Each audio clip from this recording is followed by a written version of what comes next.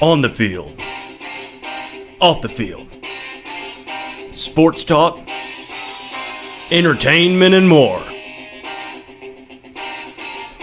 This is Sauce on the Side. Well, hello there, Dippers, and welcome back to episode 136 of the Sauce on the Side podcast. And as always, Dippers, I'm your host, Drake, joined by the man, the producer, Mr. Leighton Pip Shaventone. Drake, right now in the NBA, there is almost an impeccable mark being made right now by a player from Miami. Right. He was in college 2 years ago for Michigan. Looks just like Fletcher. Yes, oh yeah, Duncan Robinson. It's insane. He said, You know, he actually has been asked if he was actually Duncan Robinson before. really? Yes. It's an easy mistake. People is. have legitimately thought he's, 6'4", Yeah, he's, yeah. White guy, skinny guy. Yes, actually been asked if he was Duncan Robinson. Yeah. Well, Duncan Robinson has already set the Miami record for a season in 3-pointers made. That's easy to do whenever you make 9 in one game. Yeah, and then, he already set the most by undrafted rookie or whatever. But I went into his stats, and he's shooting 45% from the field. That's pretty good. Really good from three. Just from three. First from three. He's shooting 8 a game, 8.5 a game to be exact. He is the new NBA. He is shooting what percentage of his shots from three, or what percentage of shots do you think are from three? I'd say well over half. 88% 80 of what? his shots No. are from three. 88%. 88.3% are from three. 9 out of every 10 of his shots are 3-ball. Yes. How do you just And not accidentally shoot more twos? Just by That's accident. all he does. And the best part is, of those shots, what percentage do you think are assisted on? Almost every one of them. 96%. 96%. He does not. He spots up and he finds the holes and spots up and shoots threes. That's all he does. Oh my goodness. That's unbelievable. That's almost like a made-up stat. Yeah, it's true. Yeah, 90% of the shots come from three. Wow. Do you know that he actually wasn't even a D1 recruit whenever he came out of high school? I saw that he went to Williams or something. Yeah, Williams. Yeah. I think university. I think it was like Division 2 or I think it might have even been Division 3. I don't know what it was, but I saw that. Then I looked up his stats, and then I delved into the percentages from shooting. But yeah, 95% assisted on, 88% from three. That means every one of his shots is basically a putback for a rebound, because he's out of position, or three. You know what we should start saying? What? Duncan Robinson can't create his own shot. He definitely can. Not a quality NBA player. He's definitely not. Wow. Talk about whenever you find your niche and you stick with it, it can take you all the way from D3 to, maybe a future All-Star in the NBA. Yeah, crazy that they're letting Duncan Robinson shoot the ball almost 9 times a game from three. Just, it's working out. You know, in the The playoffs, fact that at some point in time, sports just decided we're going to do this for the entire game. I feel like in the playoffs, teams are just going to be like, you know what, everybody, we're going to play 4-on-4 basketball, and somebody just go stand in Duncan Robinson's face. Yep, somebody stand only with Duncan Robinson at all times, and you'll be fine. Crash the board. 96% of his shots were assisted on. Yep. That is unbelievable. Hey, more power to him. He's the future of the NBA. Let's call it advanced analytics. So, Dippers, today we're going to talk about the Lakers, talk about the Nets parting ways with Kenny Atkinson. We will break down all of the major college basketball tournaments this week, give our tournament winners and dark horses for each one of the conference tournaments, talk about the NFL proposed rule change. They're going to vote on that within the next few days, and talk a little bit about the NFL Combine since we have been gone for a couple weeks now. Leading off the show, though, LA Lakers. Best weekend of any team in the NBA this year. Safe to say. By far. They end up beating... back to have. Oh, absolutely. Friday night, they go out, beat the Bucks by 10. Then they beat the Clippers on Sunday by 9. Ended up having to come back in that game. Found a way via Avery Bradley, kind of the third guy who's come out, which every night we say the Lakers, they need a third guy. It's just pick your poison. Who's it going to be? Ended up being Avery Bradley on Sunday. They had none of the major stars were out in any of these games, so it's not like Kawhi was resting, Paul George was resting, Giannis was resting. Every single big name player played in each one of these games. After this 49-13 start, does this prove that the Lakers are the team to beat in the NBA? I don't know if it proves that it's going to be in the NBA definitively, but it proves to the Lakers that they are best in the NBA, and they can't beat anybody. Cause yeah, they're the freaking Western Conference, but then everybody's always talking. Paul George isn't playing a ton. Kawhi's not playing. The Bucks are best in the NBA in the East, but now they beat both teams back to back. Now the Lakers players know within themselves at least that they can beat anything in the NBA. Yeah, I think more so than just proving to the Lakers that they are the team to beat in the NBA. I think that this kind of opens it up for everybody else, because every time that the Clippers lost this season, we'd sit back and say, well, Kawhi Leonard wasn't playing. Oh, Paul George wasn't playing. Oh, Lou Williams wasn't playing. We always had a scapegoat for the Clippers. And that's how the Clippers have been all season. When the Lakers lose, hey, they're at full strength, or maybe AD was out during that game, And whenever the Lakers lose, we can easily point at it and say, hey, LeBron was on the floor, because he is playing every single night. Those are starting to look more like hiccups than just definitively saying, hey, the Lakers have lost 13 times this season. Now they're playing against full-strength teams. Clippers come into this game full strength. They're 10-0 with that lineup. They cannot be beat. We've finally seen a nick in the armor for the Clippers, who everybody really said they're the most talented team. You look at that team top to bottom. I've seen it multiple times on Twitter now. Oh, this is the second unit for the Los Angeles Clippers. How many games do you think they'd win in the East? They'd be a 6th seed in the East. That's thrown out the window now, because now we've seen the blueprint to how the Lakers are going to beat the Clippers, or how any team is going to beat the Clippers. And realistically, that blueprint is having a guy like LeBron James and having a guy like Anthony Davis, where whenever in the fourth quarter, it proved to me that you trust Anthony Davis and LeBron James even more than the combination of Kawhi Leonard and Paul George. I know that the Clippers have already beaten the Lakers this season, but hey, that's early in the season. Now we're starting to get into, March, getting into the crunch time where, what we see now is more likely what we're going to see in the postseason. And right now, you have to give the edge to the Lakers, especially with Giannis going down. Giannis is only going to miss a couple games. They say that this is just precautionary move. But right now, I think that if you look and definitively say who's the best team in the NBA, I think you have to say that it is the Los Angeles Lakers at this exact moment. So, LeBron averaging 25 points, 10 assists per game, 8 rebounds per game. After this weekend, should LeBron be viewed as the MVP frontrunner? Yeah, I think he should be. Especially before this weekend. Whenever you look back 6 months ago, back in September, October, people didn't think the team was going to be first place in the Western Conference. They thought they were a talented team, but they didn't all put it all together. And he led this team, being the point guard, to the best record in the Western Conference, which is by far the better conference than the Eastern Conference. So and it's not even close. I think LeBron is MVP. Yeah, and I think the only argument is well, look at the PER. Look at Giannis's player efficiency rating. What exactly is a player efficiency rating? Yeah. This is like looking at a guy in LeBron James who, I'm trying to think to compare it. LeBron right now, he's just unstoppable, kind of like the regular season that Lamar Jackson had. But whenever you look at the quarterback rating, Russell Wilson, he set this all-time quarterback rating, maybe one of the best showings as far as QBR we've ever seen. Well, all the other stats, the non-analytical stats, are, just definitive. Who's scored the most points? Who's been responsible for the most points? That guy's LeBron. I know LeBron's only averaging like 25 points per game, but I saw a stat the other day. He is responsible for more points this season than he's ever been in his entire career. And you think about LeBron James's career, if this is the best season LeBron has ever had in his career, there's nobody in all time that should win an MVP award over him. Yeah, no, definitely not. Another thing people like to say about Giannis, the Bucks, they're on pace to win 70-something, 60-something games now, probably. LeBron, so I don't know why people are awarding Giannis for dominating the Eastern Conference when for years that was LeBron's, vice. Yes. Like his cancer with the fact he played in the Eastern Conference, and he could be the MVP because of it. That was legitimately the only argument for 15 years of LeBron James' career. And now Giannis is dominating the Eastern Conference when two teams in the playoffs are under 500. Yes. He's dominating that, so now all of a sudden Giannis will be the MVP. I just don't understand. No, I actually agree with you. And if you look at what what LeBron has meant to this Lakers team, it is far more than what Giannis means to this Bucks team. I know you can look at it and say, hey, what have you done for me lately? This Bucks team lost without Giannis on the court to the Suns just this last weekend. I get that.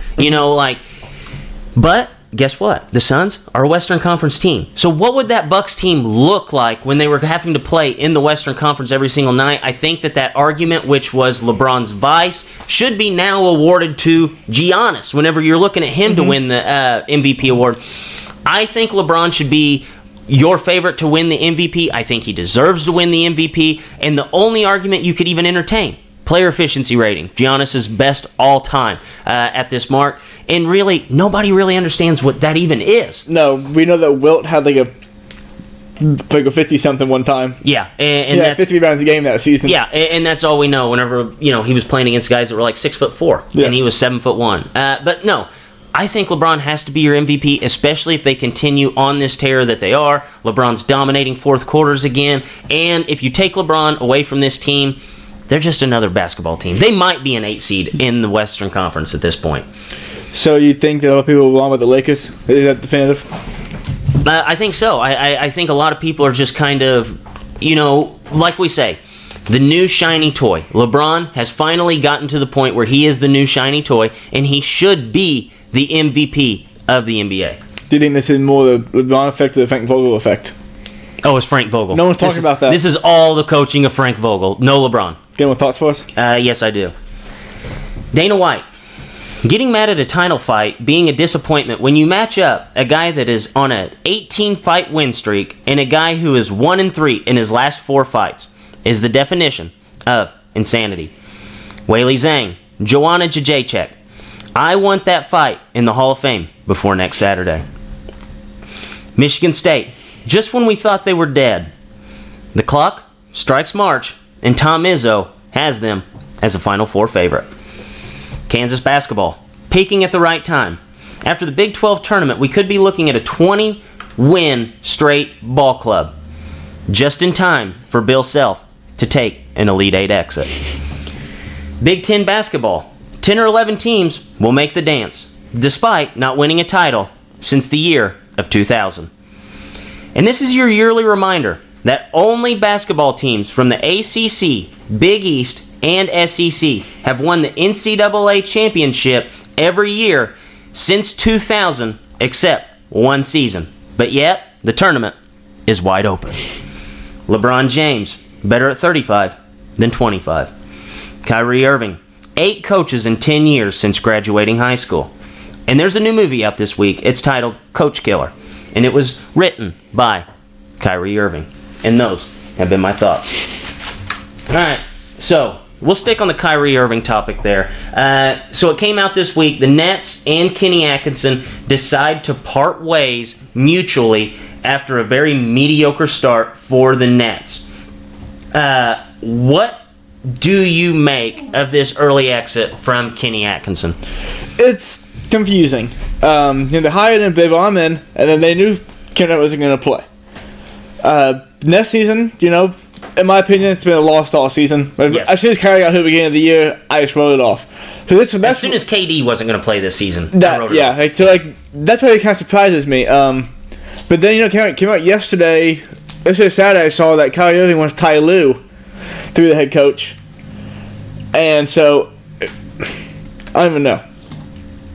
This is a lot. Yeah. This is a lot. So you look at Kyrie Irving, I really think that if college basketball was in the old school way where you have to stay 4 years, Kyrie Irving would have gotten Coach K fired. Like, dude, this guy, if he didn't get him fired, Coach K would have just wanted to leave.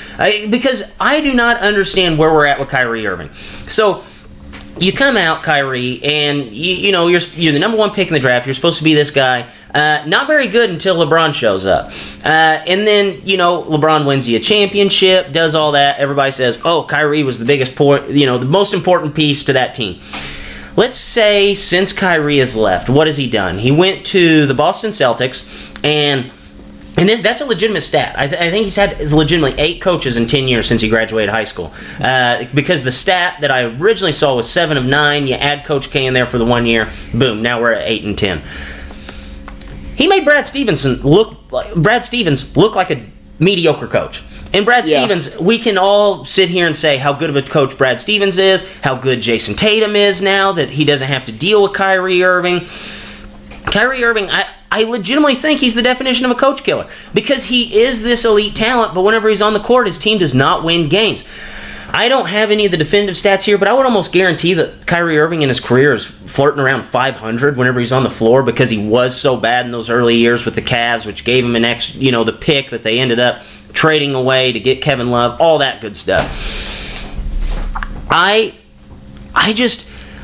feel like Kyrie is that guy that every single year we're going to be looking back and saying, the Nets record is actually better without Kyrie on the floor than whenever he plays. Just 3 weeks ago, the last show that we did, I even pointed out that the Nets, the lonely Nets, with nobody on the team other than, I guess you have Karis LeVert, you have Joe Harris, you have a bunch of mediocre talent there, and they were still better without Kyrie than with Kyrie. I haven't ran the numbers on that recently, but that's just what you had as of 3 weeks ago. You look at what Kenny Atkinson did last year. He took a team that had D'Angelo Russell, who couldn't even win with the Golden State Warriors. I know that they didn't have, Klay Thompson. They didn't have Steph Curry. But that was the worst team in the NBA with D'Angelo Russell as your best player. And Draymond Green, who Draymond Green is better than anything that the Nets had on that team last season. Your leading scorers from that team that went 42-40 last year with Kenny Atkinson, D'Angelo Russell, Spencer Dinwiddie, Joe Harris, Karis LeVert, DeMarre Carroll, Jared Allen. Where's the elite talent? Now you use a guy like Kenny Atkinson who helped bring in Kevin Durant and Kyrie Irving to this team. Basically made you a super team overnight. And now we are halfway through the season, and now he just wants to just step away for no apparent reason.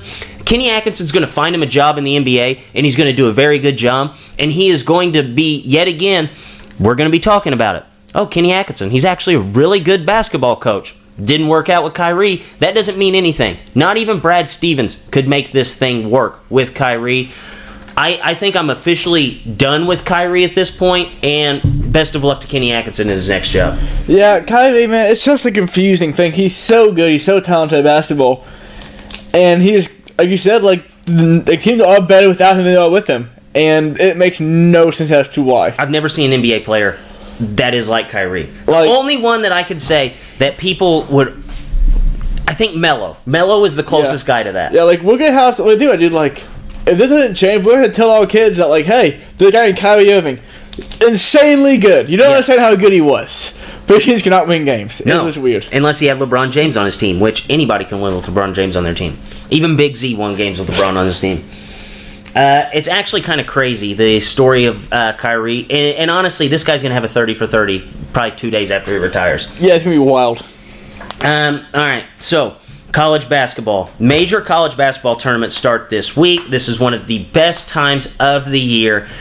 We have a ton of really good tournaments coming out this week. I think they're even starting up today. I think one of the tournaments that we're actually going to talk about, they're playing the semifinals tonight, which would be the West Coast Conference. Let's start off with the Big Ten.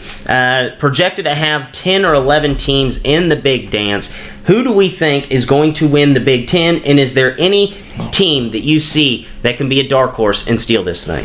So the Big Ten is a really good basketball conference, so they're telling me it could win it. I'm going to go with Michigan State. And basically, we talk about doing your thoughts. This is the right time for them to become the good team Michigan State is. They might not win at all, but they're hot enough right now. And instead of Cassius Winston and Tom Izzo, and they're hot, this team just wins the games. Yes. And history just shows that Michigan State is going to be there in the end, and they're going to win this game 51-49. Yeah, I think I honestly think that Michigan State is the team that is peaking at the right time. You look at what they did at the beginning of the season. They come in preseason number 1. They're bringing back Cassius Winston. They're bringing back Xavier Tillman. They're bringing back a ton of good players that they had just a season ago whenever they made it to the Final Four. Basically the same exact team. Now they're peaking at the right time. They've won 4 straight games by an average of 10 points per game against all 4 ranked teams. So all 4 of those ranked teams are in their conference. This is Tom Izzo. Once he gets to know a team, he can dominate them. And that's exactly what's going to happen. I see Michigan State going in there, basically winning every single game by a pretty good margin. I don't think that there's a team in the Big Ten that I'm necessarily scared of. I know that I said that they're going to get 10 or 11 teams in. I think there's 10 or 11 quality teams. I don't think that there's a lot of elite teams, though, in this conference. You look at Wisconsin. Even Wisconsin's the number 1 seed in this thing, and I don't trust Wisconsin to beat Michigan State. I don't trust Maryland to beat Michigan State. I don't trust any team other than Tom Izzo at this point and Cassius Winston. I think Michigan State's going to win this thing running away. I don't even have a dark horse in this tournament because there are 10 or 11 teams that are going to make the big dance, so there's really nobody that's going to come out of anywhere. All right, next up, Big 12. Kansas, 16 straight wins. Is anybody going to dethrone them? No, this is the tournament Bill Self wins. Mm-hmm. Bill Self, when his team is this good and they're balling this hard, Bill Self wins this tournament. No, I absolutely agree. So they're my favorites to win it. Yeah, I think that there's actually 2 elite teams in this conference, really nobody else. I think Texas Tech does have an outside chance to win this thing. They are the 5th seed, so they're going to have to, I think they play Texas in the opening round, which will lead them straight into Kansas.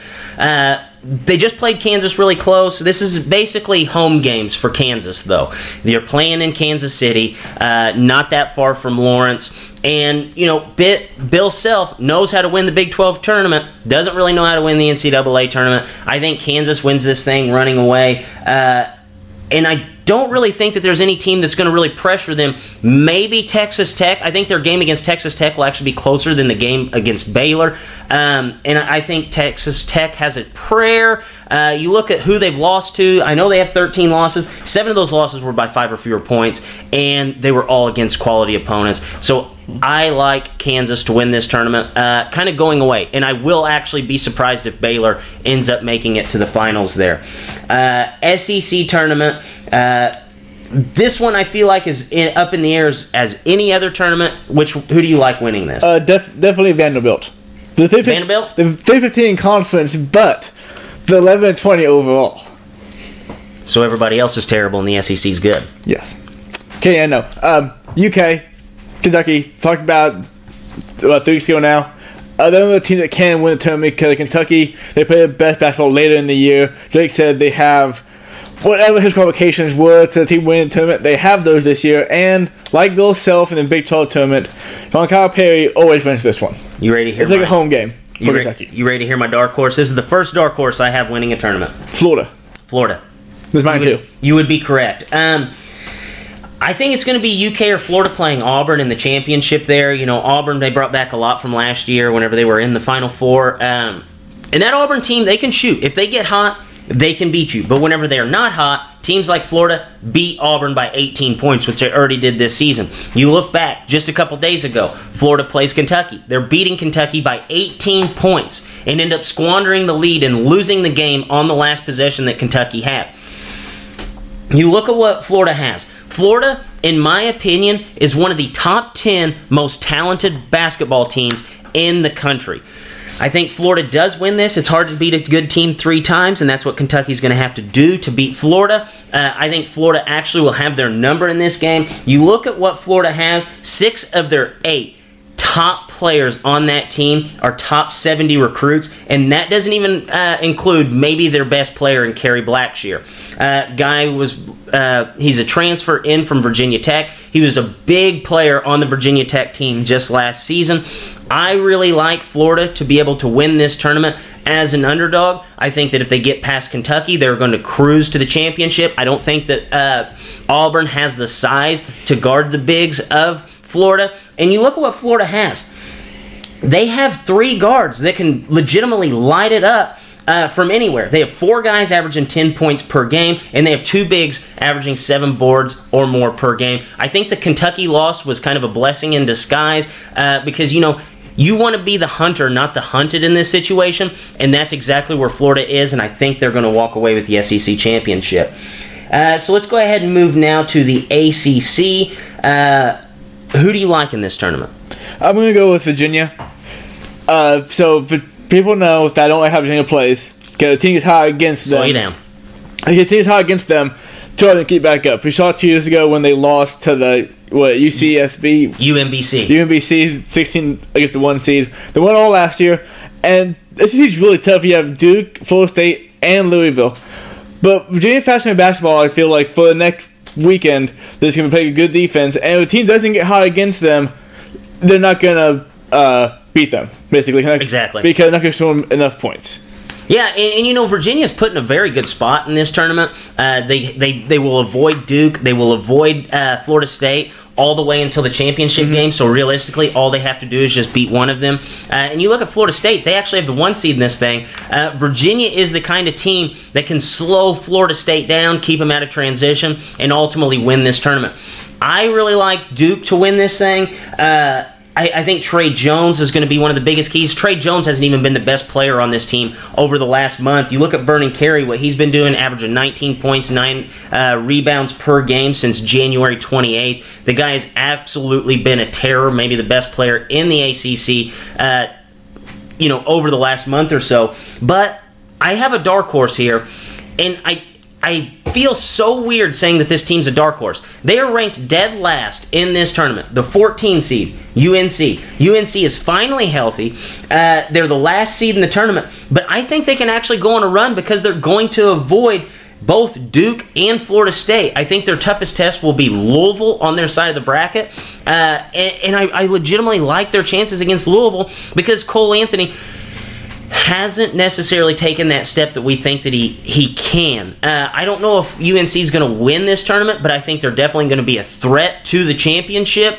But ultimately, I think Duke has too much to not win this thing. Anytime we see, Coach K with that guard that's not a freshman, he can kind of put the team on his back, and I think that's exactly what Trey Jones is going to do, especially with the emergence of Vernon Carey. All right, next up, we have the Pac-12. This one's kind of a mess. You have a team in UCLA who was absolutely terrible until the start of conference play. Now they end up with the 2 seed in the tournament. What do you make of the Pac-12, and who do you think is going to win this thing? I think Pac-12 is a whole lot of garbage. Terrible. It is terrible. It's really, really bad. I was looking at teams today that I thought could possibly win this besides Oregon, and I just can't pick anybody besides Oregon. I have one. You're gun in my head, I'm picking Oregon still. I think Oregon should be the favorite, rightfully so. But I think that if there's, and you look at the makeup of this tournament, Washington beat Baylor at the beginning of the season. Washington was ranked very high at the beginning of the season, and everybody thought Washington was the team to beat in the Pac-12 outside of Oregon. Here they come with the 12 seed. You have Colorado, who was ranked at the beginning of the season. Now they get the 6 seed. Arizona, highly ranked at the beginning of the season. They get a 5 seed. I like all those teams' chances better than I like Arizona State, better than I like USC, and better than I like UCLA even though they've dominated so much in the Pac-12. I think this is going to come down to Colorado and Oregon. I really like Colorado there. They have 3 guards scoring more than 10 points per game, which is what you need in March to be successful. Top that off, all 3 of those guards are juniors, and this team, I know that they've been struggling as of late. They've lost 5 of their last 7, but after that 19-5 start, we legitimately thought that Colorado was a legitimate contender at this thing. I think that they're going to pull it all together. The juniors are going to make this thing work. They're all guards, and they all can score the basketball. I think Colorado's going to win the Pac-12. I don't think that there's any elite teams in the Pac-12. That's why I like a 6 seed to make a run at this thing and win it. Next up, we have the AAC. Leighton C. Are your UConn Huskies going to win it all? You're damn right they are. I'll tell you why. The return of Kemba. If you go through that, no, definitely not. Throughout the season, I got to watch UConn play probably 10 or 11 times, and one thing is very clear. We're very talented players, but we only play 1 senior, and they're basically starting 3 freshmen. It's very tough. So basically all year long, we're going to be in game with teams, but then we lose because we're a bunch of freshmen out there. This is it though. This is the time for Hurley to rally the troops, get them all ready to go, and ignite that UConn March spirit, and the freshmen lead the team to the AAC title. And win it. If there's a coach that I like in this tournament more than any other coach, I think it has to be Hurley. The guy's fiery. He can get his team to defend. He can get his team to score. He checks all the boxes whenever you look at what you want from a head coach in tournament time. But I think Houston has too much, and I actually think Houston is a team that is going to go on a little bit of a run here once the conference tournaments are over, once the NCAA tournament starts up. I actually really like Houston, and the reason why I like Houston is because they have a lot of guys that can score. Caleb Mills, he's their leading scorer. He's the sixth man. He's a phenomenal freshman. If you haven't had a chance to watch Caleb Mills play yet, you need to. He is about 6'3", and he's very, very skinny. Once he gets some size on him, he's obviously going to be better. But this guy can score from anywhere. And actually, Houston's head coaches actually came out and said, like, if this guy realizes how good he can be, he's going to be unstoppable. And outside of Caleb Mills, yes, he's their best scorer, but their best player, Quentin Grimes, he was the number 8 player in the country coming out of high school in 2018, transfers from Kansas to join Houston. And I really like the guard play of this team, and what do we always say? Guards win games in March, and I think Houston's going to have too much. I really don't like a dark horse here. I would listen to an argument with UConn because of the coaching, but ultimately I think Houston's going to be winning that tournament. Next up, we have the Big East. Always a good one, always at Madison Square Garden. Who's going to win the Big East? It would be nice for Georgetown to win it, and Patrick Ewing's first year coaching, it'd be a great story. But I think it'd be Seton Hall and Miles Powell is the reason why. We look at all the teams. One team has a player that can take over a basketball game and get a start when they need it.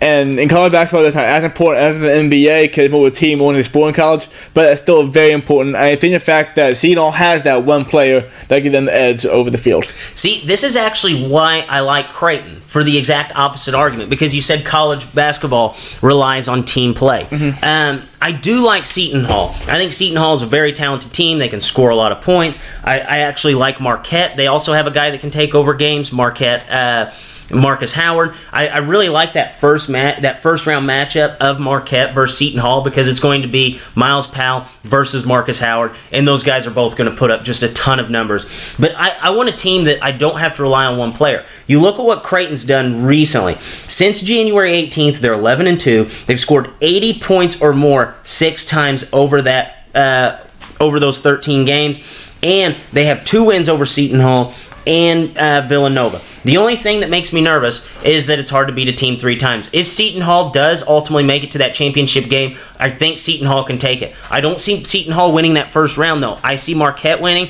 Marcus Howard's going to put that team on his back right off into the sunset in the Big East Championship, playing against Creighton. I think Creighton has too much, though, and can beat you too many different ways. I think Creighton ultimately wins this tournament, but I think Marquette's going to make it very, very interesting with Marcus Howard.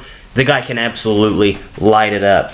Last up, we have the WCC. The semifinals are tonight. I think you have Gonzaga versus San Francisco, yep. And then you have BYU taking on St. Mary's. Who do you like winning this tournament? Okay, this is an easy one. The favorite, Gonzaga, because Gonzaga, WCC. Dark horse, BYU, could actually beat them. Yeah, I think BYU has as good a chance as anybody to beat Gonzaga in this tournament. I actually like BYU going into this tournament. I said, I think it was it was 3 weeks ago, I said BYU would beat Gonzaga, and they did. I think BYU is going to win this game, though. I think they're going to win the tournament. I think they're going to take care of St. Mary's tonight, end up beating Gonzaga the next day. BYU's not a great team, but neither is Gonzaga. I'm tired of Gonzaga. I have Gonzaga fatigue. I need Gonzaga to lose. My head says that Gonzaga is going to win this thing just because they're way more talented than everybody else, but I give BYU a chance in this thing, and I actually like BYU to win it just to make things interesting. I'm so tired of Gonzaga. Dude. So tired of Gonzaga. Yeah. It's kind of like, I don't know. That's how people feel when they don't love LeBron. I love LeBron. I love LeBron does good. Yeah, but Gonzaga, LeBron's at least won it. You know what I'm saying? Like, LeBron's won championships. Gonzaga doesn't. Yeah, that's true. And I was looking the other day. Do you remember the big, bumbly, he was kind of a heavier guy. He was like 7'1". He played on Gonzaga during that championship, whenever they went to the NCAA finals that year. Do you remember him? He was a big Polish guy, I'm pretty sure. I remember what it looks like. I remember what name was, though. You remember that? Did you realize that he was playing, like he was starting, he was big piece of that team, and they had that Ryu Hachimura on the bench. He was getting like 10 minutes a game, and they were playing some guy who ultimately didn't really pan out to be anything. They had Zach Collins coming off the bench. Like, they had so much talent on that team, but yet they were just stuck playing their seniors like Gonzaga always does and not putting the most talented team on the floor. Yep. I am so sick of Gonzaga. But, all right, so wait and see. It is time. Staple of the show. Each week, we play darts. And what is the dart game for us today? We're going to play Contender or Pretender, NBA. And no, I'm not going to do 20 teams. I'm not going to do the bottom, 4-team Eastern Conference. No. We're doing a total of, let's see, we'll go 1, 2, 3, 10 teams. So, basically half the board. Okay. We can live with that. All right. So, late and see, your throw. And we have a 6. A 6 is the Miami Heat. Oh, second time appearing on the show today. All right. So, big day for Miami. Yeah. Oh. I think they actually have a chance, but what do you think? I think they have a chance at least to get there. Yes. Because their style of basketball is just good enough to where they can beat teams with Giannis basically is the team. Right. Like, if the Bucks and Chris Middleton's a very good player, don't get me wrong, but they're not going to lean on him to win me anything. If they had more than just him, I think that they would be a shoo-in to win the conference. He had no chance. But they don't. Is Chris Middleton the most underwhelming all-star we have in the NBA? Oh, absolutely. I 100% agree with that. Yeah, he's a great player, but man, you just do not think so. No, and realistically, once Giannis is off the court for the Bucks, Chris Middleton's not going to lead the dance. I know that for a fact. I've seen it way too many times. Especially not in the playoffs, and it really matters. So yeah. I think that he do have a chance to win it. Yeah, or a chance at least to get to the finals. Yes, and that's all we're really looking for. A contender or pretender, if you can make it to the championship, then you have a legitimate chance to win it. I think that the Heat are actually contenders at this point. They have a lot of niche guys. Like we said earlier with Duncan Robinson, everybody knows their role. This is a weird team that it's an effort team, yes, but they also have a lot of talent on the team, led by Jimmy Butler.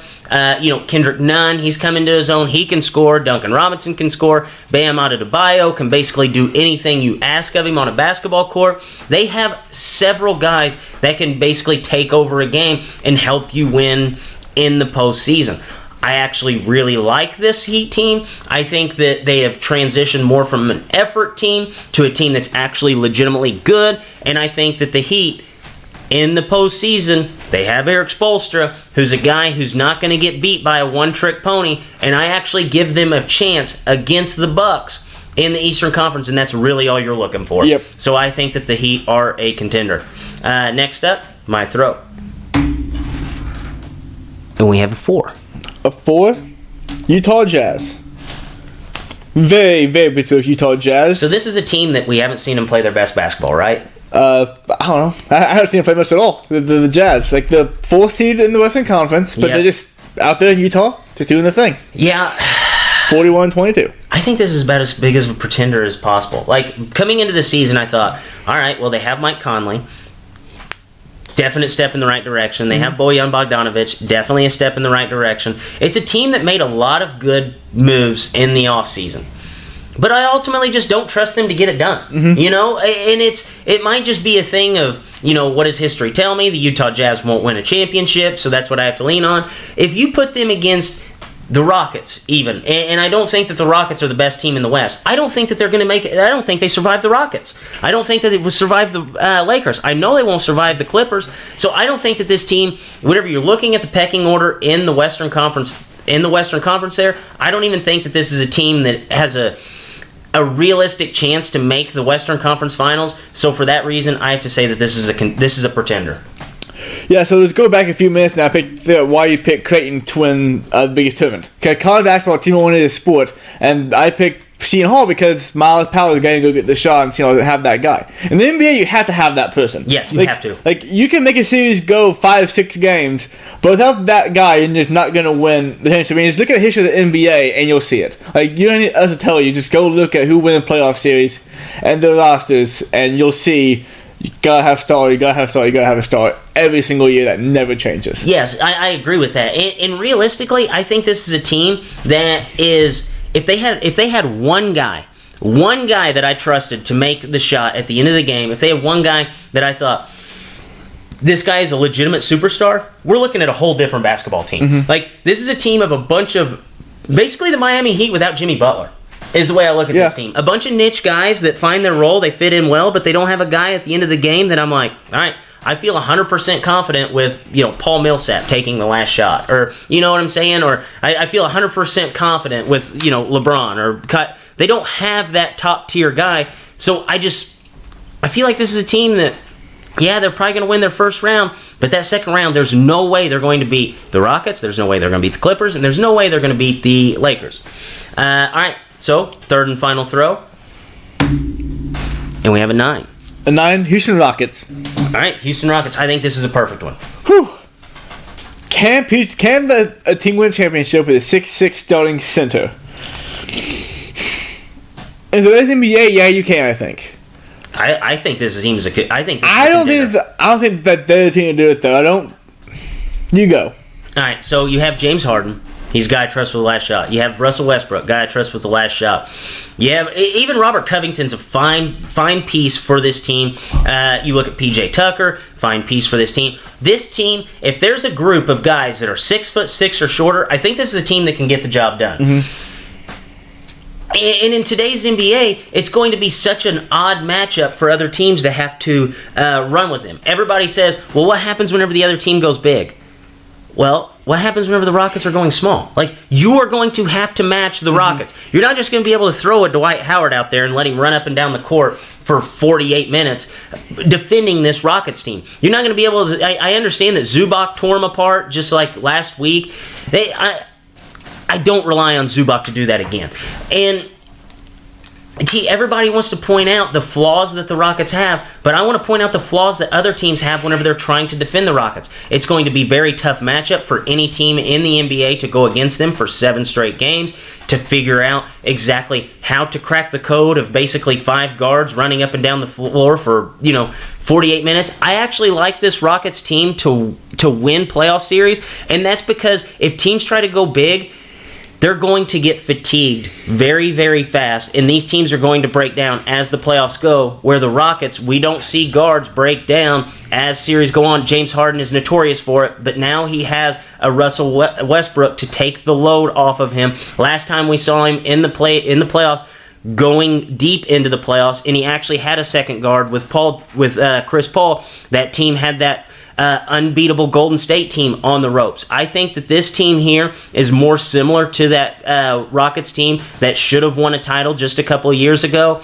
and I really like the Rockets to actually be a contender in this thing. So you said a lot of good things there, but I don't consider them being a contender because you look at the road to the finals. They're going to have to beat the Lakers and the Clippers.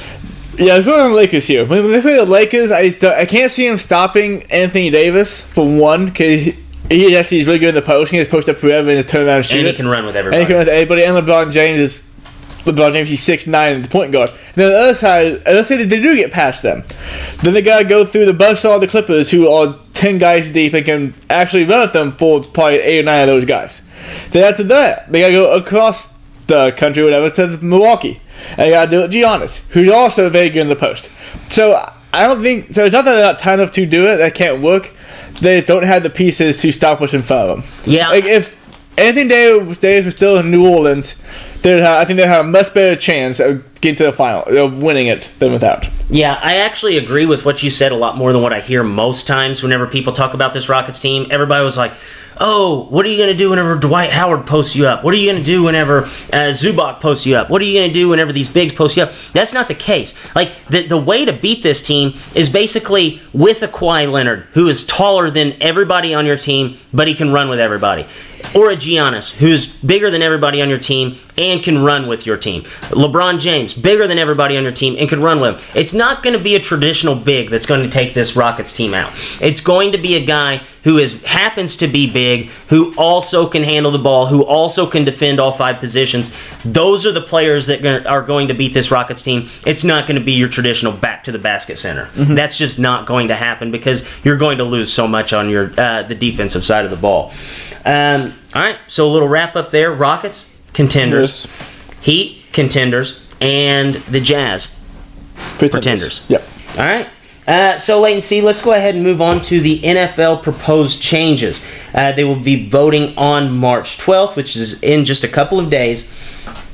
Let's just hit this from a fan perspective. So everybody wants to talk about this from the player's perspective.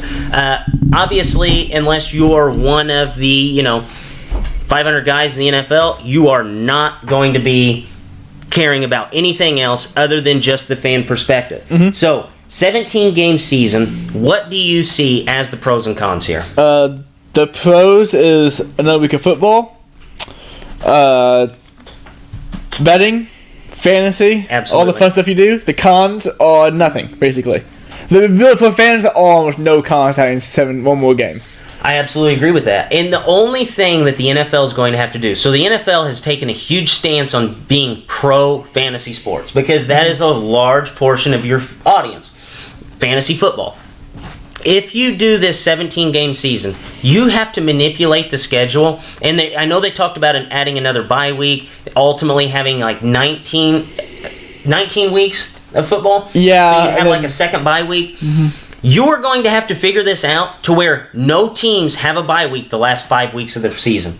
Because fantasy football rules the NFL. Mm-hmm. So you are going to have to figure it out to where, hey, my fantasy playoffs are going to start on this week, and we don't want the fantasy playoffs to run until week 19 because people are going to be resting players come that week.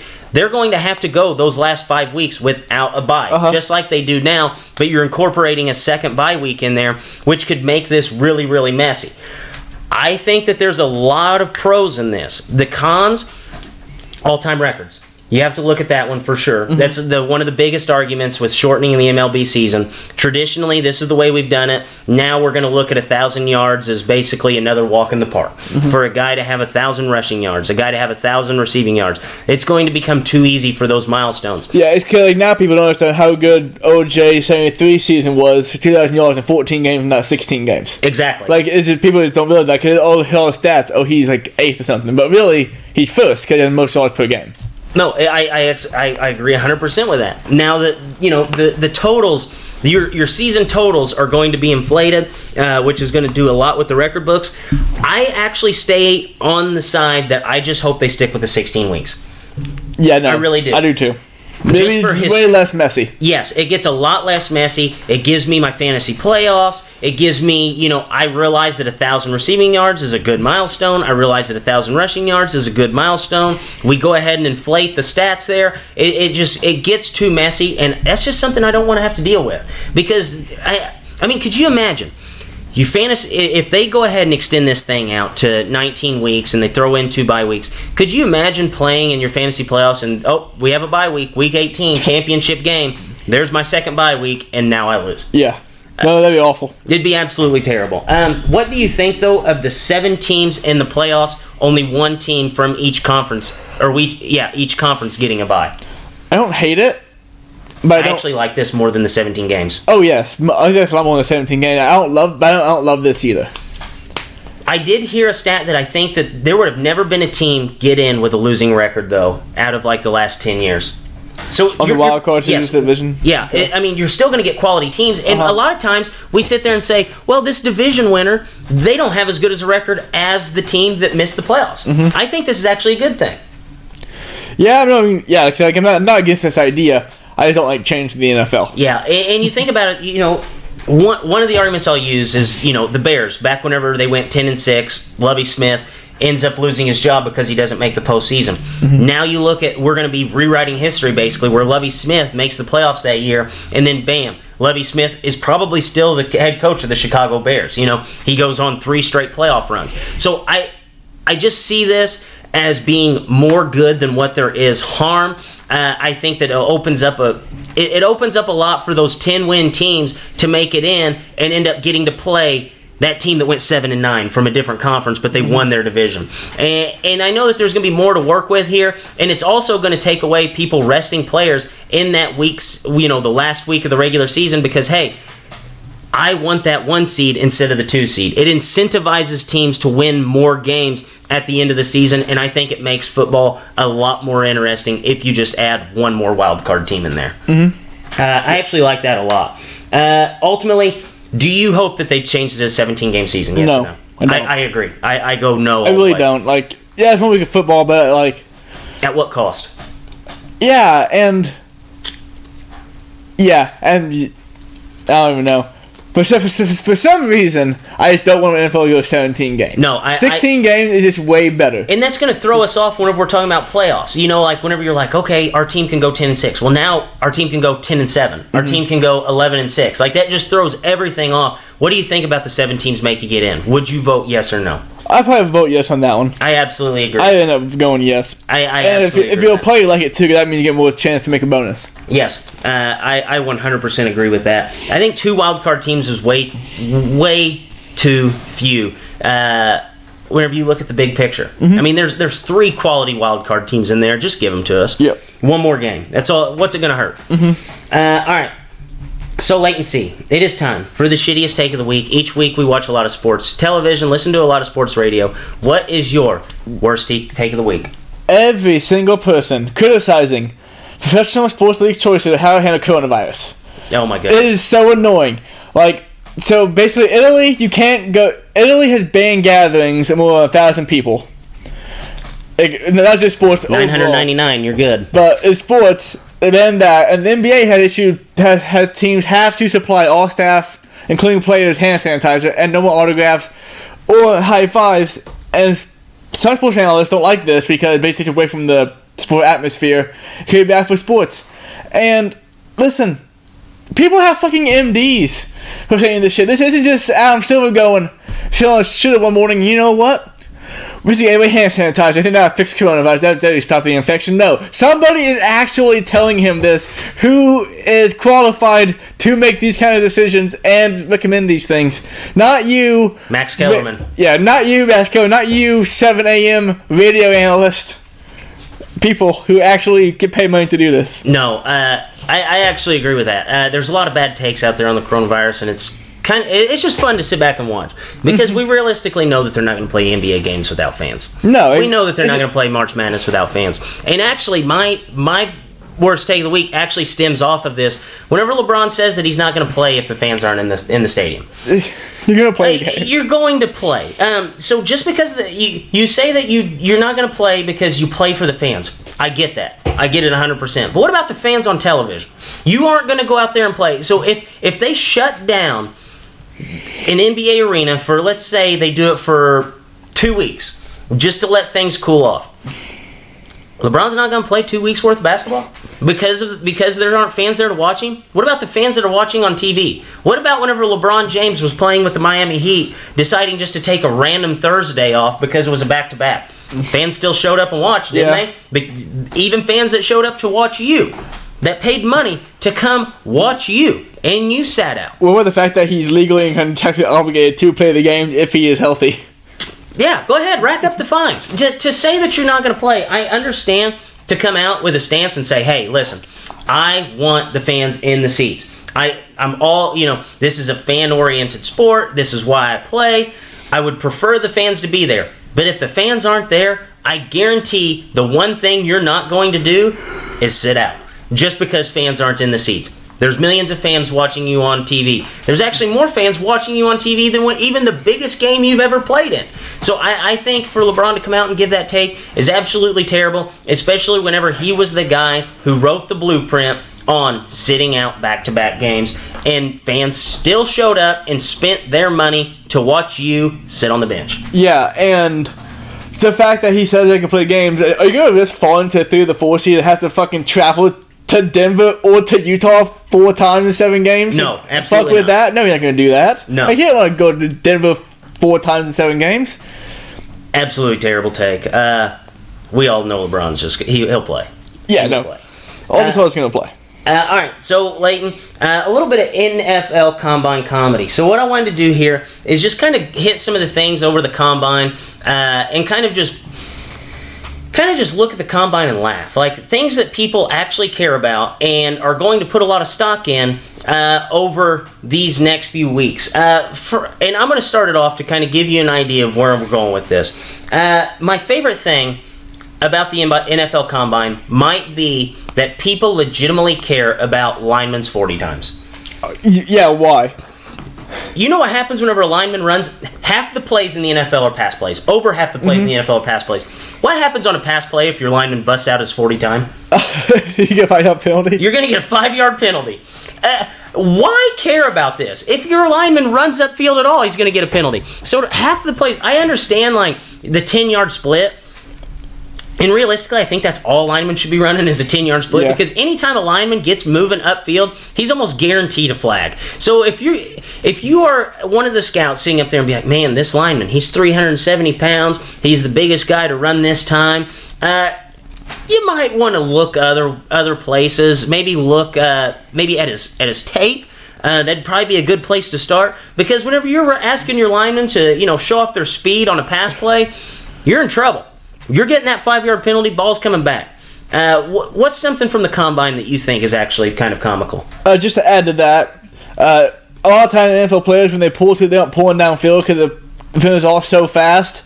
They'll get to yard within 7 yards of the line of scrimmage. So, then anyway, one of my favorite ones recently has become the broad jump. They really care about how far you can jump, standing flat-footed, toes on the line, not wearing pads, not moving. At what point in NFL are you going to have to do that scenario? A broad jump? Yeah. Never. You're never going to have to... Like, they don't want you doing that in the NFL. They want you protecting yourself. No, you are never going to broad jump in an NFL game. No. I understand that maybe if you're running, you're going to go lay out for a pass or something like that. That does not equivalent to a broad jump in any facet of the world there. They only do it because it's safer than a long jump. No, that's actually probably the truth. Yeah. I don't understand where they're coming at making people just stand flat-footed and jump as far as they can and act like we actually care. Whenever a guy sets a record in the broad jump, they act like it's just something just groundbreaking. Another thing, Joe Burrow's small hands. A lot of people came out. Joe Burrow's actually gotten moved down a couple people's mock drafts. He did what Colt Brennan did in college, except he did it in the SEC and won a championship and didn't lose any games the last year that he played. Now, all of a sudden, Joe Burrow has small hands. Can't make those throws. Can't protect the ball in the pocket. Who cares? Who cares about the small hands? I understand that it opens you up for more fumbles. Historically, is what they say. Kyle Allen couldn't hold the ball. He had very small hands. But to move Joe Burrow down on any draft board or look at it as a negative with the hands, it's just absolutely mind-boggling to me. Yeah. What I have is that drill they do with the defensive linemen, where they have to hit like the one guy. It's like 3 stations, and I don't want to see a opponent. They need 3 stations like that on the single play because the last one won't even matter. The last one's gonna be so off what it would be if there was the first one. Like it's gonna change the entire draft for that one player. Like you're not gonna have to fight through 3 different pairs of linemen. You're gonna have to fight through 1 or 2 linemen, and then you might have to just hit the quarterback. You don't gotta go around a corner, hit 2 guys, around another corner, through 3 guys, and tackle the quarterback. Yeah, the one where they're running in between just tackling dummies, and they're like punching them out of the way. Yes. And you have one guy standing in the corner. We need more aggressiveness. We need you to hit the dummy harder. I understand that there's like a rip move, swim move, all that stuff. When are you ever just going to run up to a guy who's standing there flat-footed and smack him and then run around him? Like, that doesn't happen in the NFL. It's because they're not 20-pound tackling dummies. They're 370-pound men standing across from you, actually moving their feet. One good one I have is Jonathan Taylor. A lot of people love Jonathan Taylor now because he ran a 3.4. Not because he averaged... He ran a 4.3. They love Jonathan Taylor because he ran a 4.3, not because he had... averaged 2,000 yards in 3 seasons starting running back for the Wisconsin Badgers. Everybody loves him now, but whenever he had 2,000 yards in 3 straight seasons, didn't like him then. Do you have any more? I have one more to kind of top things off. I have one that's kind of almost like a logical thing. So they do the 40 times, and that's like the marquee thing of the combine. Might be the most important, but it's the one that gets you up and down the draft board, like DK Metcalf. He got the 2nd round, probably going 3rd or 4th round without being a specimen of an athlete. I feel like coaches put into that because 1, they're not wearing pads, and 2, they're not tired. I agree. A few years ago, decade ago now, Michael Irvin has... And they don't come out of a 3-point stance anymore. Yeah, ever. Like, linemen and tight ends are 3-point stance guys. Yeah. But years ago, a decade ago plus, Michael Irvin has shown on Spike, and it basically is Cowboy tryout. And in that tryout, they did all of the drills wearing pads. I feel like, why can't they just put on pads for this? Like, do you know you can't afford 50 pair of pads? That actually makes a whole lot of sense. And I would actually probably think that these guys actually have pads of their own. Like just top pads and a helmet. You don't got knee pads, because they're not seeing games anyway anymore, which is also insane that they don't do. But yeah, just give them a pair of shoulder pads and a helmet. No, I absolutely agree. And it's kind of funny because the last one I had was fast wide receivers. Everybody was just enamored with Henry Ruggs this last, during the combine because he ran such a good 40 time. Then they show the top 40 times for wide receivers on there. And it was like the biggest. Instead, they could have just basically taken off the graphic that said top 40 times in wide receiver history at the combine and just put biggest bust in NFL history at wide receiver position, because every single one of those guys were not good. Probably the best wide receiver on that whole entire list was Marquise Goodwin, and that's he had elite speed, but he's probably only caught 15 touchdowns in his whole entire career, and that's over 5-6 years now that he's been in the NFL. And for people to actually care about the 40 times, whenever you have like John Ross, the jury's still out on him. Darius Hayward-Bay, like all these guys. That's the one, man. Yeah, it's like, hey, maybe guys that are just fast are good in college because they're just faster than everybody else. Because, hey, not every team has a corner that runs a 4.4. The difference between a 4.4 and a 4.2 is not that big of a difference if a quarterback can't put the ball inside a 2-foot bucket. Yep. Because guess what happens? If that ball's off by 1 foot, guy's going to have time to make that up. And you never see guys run a straight line as a wide receiver and, just get separation. Like, you have to be skilled at the position. And I know that Henry Ruggs is going to go in the top 15 of the draft just because of his 4.2 40 time. And then we're going to revisit this topic the next draft after he only has, 400 receiving yards this year. And it's because one time he actually wiggled away from somebody. Right. All right, so Latency, it is time to put you in the spotlight. Each week you go out and you watch several different movies, and you always bring in one to review. So what do you have for us today? So been in a podcast in 2 weeks. I've seen a shit ton of movies. Going to go through a list, not really give you why I dislike them or why I like them. If Dick wants more info on that, he can just ask me. But I'm going to go through the list, give you what it's about, and then tell you the score. Okay. I've seen 1, 2, 3, 4... I thought about Sonic, right? Oh yeah, you already. Okay, so since then, I have seen in theaters 1, 2, 3, 4, 5, 6 movies. Oh my goodness, that's pretty good. I could not imagine. Okay, so the first one is Brahms the Boy 2. It's a movie about a haunted doll, and the doll has a spiritual life in it. Stupid. It has some pretty good jump scares in it, though, but overall, it's not a very good movie. Horrible, terrible writing. From the very get-go, you're just like, yeah, they just want to get this movie over in 86 minutes. 1.1 dip. Actually, no. 1.9 dip. 0.9 dip. 0.9. 0.9. Okay, that's terrible. Don't go watch that movie. Dusty Vams. Onward. Pixar's new movie. I haven't heard of either of these movies, by the way. You haven't heard of Onward? You haven't seen a video on ESPN or anything? Nope. That's kind of amazing. Onward is Pixar's new movie, Pixar from Disney. It's basically about two teenage boys who had to go on a quest to find a gem so they can bring the dead father back to life for one day. Pretty good movie. I thought it came out better towards the end of it, but overall very solid. I'm getting 1.8 dips. So twice the score as the first one? Yes. Okay. Probably try to get a movie. Harley Quinn, Birds of Prey movie. I didn't movie a whole lot. It was a whole lot of fun, basically. I did not realize they were coming out with another Harley Quinn movie. That's right. I've been living under a rock. Yeah, but this is amazing. I've just been watching a ton of college basketball. The fact that you haven't heard the last two honestly shocked the holy hell out of me. Yeah, it's just college basketball, man. That's all I've been watching. Basically, it tells about Harley Quinn after Suicide Squad. Basically, she just gets a team of girls, and she has to steal back a diamond. A lot of fun, crazy from the get-go. Liked it a lot. 1.7 dips. Okay. The Way Back. Never heard of this one either. It's called Ben Affleck. He is an what should I say?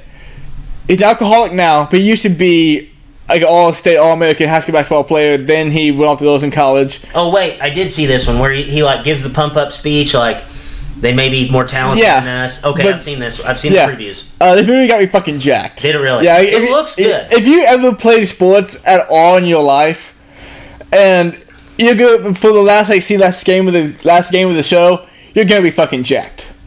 But ending absolutely terrible. Horrible way. Drake, definitely watch it, but just be ready for after a moment in the game. It's just gonna be like, fuck it, whole thing, throw it out. Bad 1.8 dips. No. Does it have a worse ending than Friday Night Lights whenever they don't win the championship? Yeah, it does. Okay. It is worse. Okay. It is worse. It probably didn't hurt as bad as that, Yeah, that hurt bad. but it was definitely worse ending 1.7 dips. And the last one is The Call of the Wild. It stars Harrison Ford, and it's about a dog who basically just becomes a dog on so much a house pet. The dog escapes, or the dog is stolen from its owner, taken to Alaska to become a mushroom dog. Can't remember what they're called. Harrison Ford gets it. They go on an adventure. Harrison Ford, old man lives out his life, and the dog is just being a dog. Never picked up, never slowed down, 1.5 dips. Okay, well, what would you rate the dog on there out of 10 boop scale? How many boops would you give the dog? On cuteness or ability to be a dog? Oh, 10 boops. 10 boops? He's a good boy. 10 out of 10 good boy. 10 out of 10 good boy. All right, so if you like good boys, you need to watch Call of the Wild. That's right. All right, so 6 movies. That is incredible. I've actually... Oh, I'm sorry, one more, 7. The Invisible Man. It's a movie of a girl who's ex-boyfriend. That movie looks absolutely dumb. Dude, no. Dumb. I thought the same fucking thing. Well, they showed the entire movie now, because the Invisible Man. It's really good, though. I don't like the twist in the end, but it's really good up until that point. Okay, what would you give that? How many dips? 2.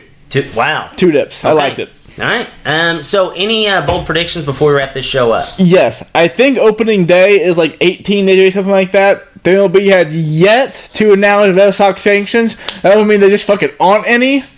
They're trying to figure out what to do with Alex Cora, in my opinion, at this point, because he has to be suspended for at least a year, maybe in 2 years.